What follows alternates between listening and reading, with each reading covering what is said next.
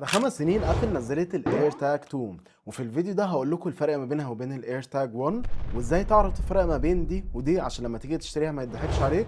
وهنجرب تجربة عملية لو مثلا انت حاططها مثلا على حاجة على شنطة او ملبسها لطفل تايه، اذا كنت هتعرف تلاقيه احسن بالاير تاج 1 ولا الاير تاج 2. وفي الاخر هقول لكم على الحاجات اللي كان نفسي تبقى موجودة في الاير تاج 2 لكن مش موجودة. واول حاجة تعالوا نبدأ بالحاجات اللي اتحسنت في الاير تاج 2. اول حاجة بقى فيها الترا وايد باند شيب جديدة، فالتتبع الدقيق بتاعها المدى بتاعه بقى ابعد. تاني حاجة البلوتوث المدى بتاعه زاد، فدلوقتي التليفون يقدر يلقط الاير تاج من مكان ابعد، وهنجرب كل ده وهديكوا الارقام بالظبط. تالت حاجه الصوت بتاعها المفروض ان هو بقى 50% اعلى من الاير تاج 1، وانا بقول المفروض وهنتكلم عنه برضو بعدين. واخر حاجه دلوقتي تقدر تتبع الاير تاج 2 عن طريق الابل واتش لو معاك ابل واتش 9 او اكتر، او ابل واتش الترا 2 او الترا 3. طبعا الكلام اللي احنا قلناه ده كله كان كلام جميل جدا، فانا حبيت ان انا اجرب تجربه عمليه واشوف فعلا الاداء بتاع الاير تاج 2 بيطابق الحاجات اللي هم بيقولوها ولا لا. والتجربه كانت ان انا خليت الاير تاج 1 والاير تاج 2 مع حد بيمشي في حديقه، الحديقه كانت واسعه وكبيره، وكمان ما كانش فيها ناس كتير غير تقريبا العمال اللي شغالين فيها الصبح. فدي كمان نقطه عشان موضوع التحديد بتاع الموقع على الفاين ماي، لان طول ما فيش ايفونات او اجهزه ابل حواليها الاير تاج ما بتقدرش تديلك المكان بتاعها بالظبط،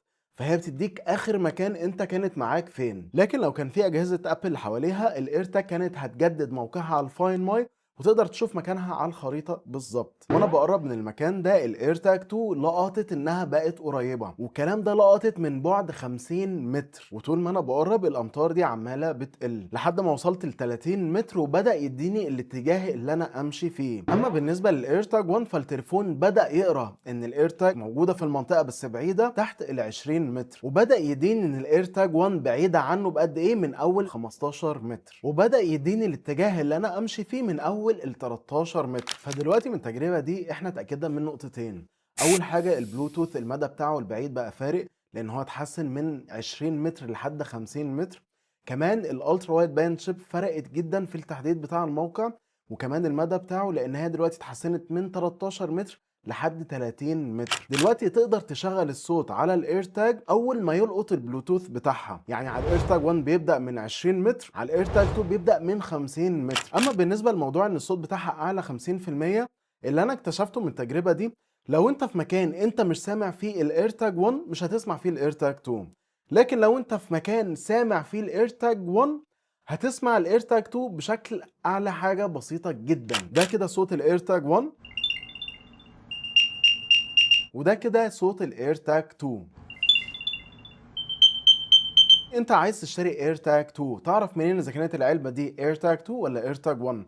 لان هنا دلوقتي الاير تاج 2 برضو العلبه من قدام مكتوب عليها اير تاج، مفيش 1 ولا 2. تعرف منين؟ لازم تبص على ظهر العلبه وهتلاقي في الكلام الرفيع اللي مكتوب ده هتلاقي فيه السكند جنريشن او الجيل الثاني. تاني حاجه لو انت قدامك الاير تاج وعايز تعرف اذا كانت 1 ولا 2 هتبص على ظهر الاير تاج مكتوب عليها اي بي 67 الترا وايد باند شيب، مش مكتوبه كامله لكن مكتوب الحروف بتاعتها اليو دبليو بي. اما الاير تاج 1 هتلاقي الدايره كامله مكتوب عليها كلام، والكلام مش مختصر ومش مكتوب عليها اي بي 67، مع ان الاثنين الريتنج بتاعهم اي بي 67. انا في اول الفيديو قلت لكم ان في حاجات ما كانتش عجباني في الاير تاج 2 او محبط انها مش موجوده فيها. اول حاجه الاير تاج 2 ما تقدرش تستخدمها مثلا عشان تدور على التليفون بتاعك لو انت الاير تاج معاك، حاجه كده زي الموجوده في السمارت تاج بتاعه سامسونج. تاني حاجه ابل مش مديانا اوبشن او حاجه زي الاير تاج ان انت تستخدمها جوه محفظتك عشان تلاقي محفظتك، وموضوع ان انت تحط الاير تاج جوه المحفظه الموضوع يعني سيء جدا، وكان لازم اجيب كارت متني بشكل معين بحيث انها ما تكونش بارزه قوي جوه المحفظه ويبقى شكلها غريب وما تبقاش مريحه. فكان نفسي ابل مع الاير تاج 2 تنزل نسخه منها كارت للمحافظ. ما اعتقدش ان ابل ما عندهاش الداتا ان الناس كتير جدا بتستخدمها في المحفظه، لان دلوقتي فعلا الاير تاج ناس بتستخدمها في كل حاجه، مع الكاميرا مع الشنط مع المفاتيح، وفي ناس بتستخدمها مع الاطفال، مع ان ابل مش بترجح حاجه زي دي ان انت تستخدمها مع الاطفال، ان انت تستخدم معاهم احسن ابل واتش، لكن تقدر تستخدمها مع الاطفال. لكن دلوقتي بالنسبه لموضوع المحفظه ابل ما حلتش النقطه دي لحد دلوقتي. واخر حاجه مش عجباني في الاير تاج 2 هو ان صوتها 50% اعلى من الاير تاج 1،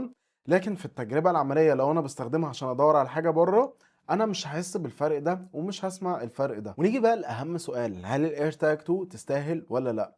الاير تاج عامه انها تستاهل، ودي فعلا حاجه عمليه وخلتني اصلا الاقي المفاتيح بتاعتي اللي ضاعت مني في الشارع، ورحت لقيتها بعد 4 ساعات من انها ضاعت مني. وزي ما هتشوفوا في الفيديو ده انا كنت شايف الميداليه كانت متكسره ومتداس عليها من العربيات، والايرتاج كانت سليمه وشغاله وهي اللي وصلتني ليها. فمبدأ الايرتاج نفسه انا شايف انها تستاهل جدا.